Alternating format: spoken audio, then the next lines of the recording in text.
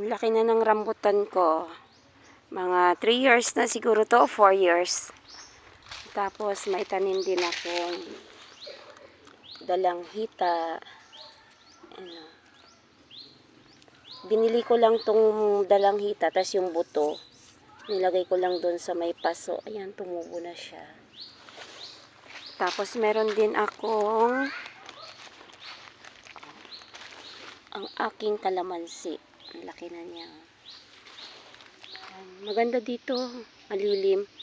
Kahit mainit ang panahon, malamig-lamig yung simoy ng hangin. Nag-grass cut ako ng konti.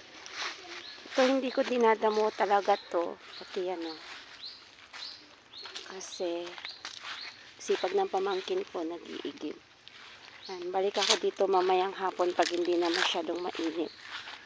Kasi kailangan kong grass cutter. Ito na trim ko na siya. Binibilog ko para maganda.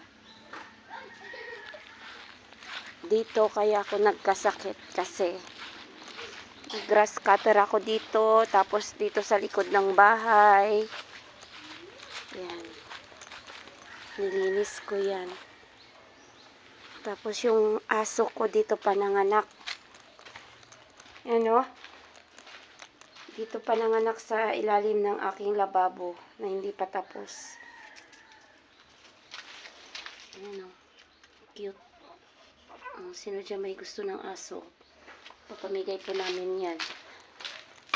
Hindi pa tapos yung lababo ko. Stop ano muna kasi wala naman nakatira. Ayan. Kailangan pa itong ipa-finish tsaka ipa-tiles.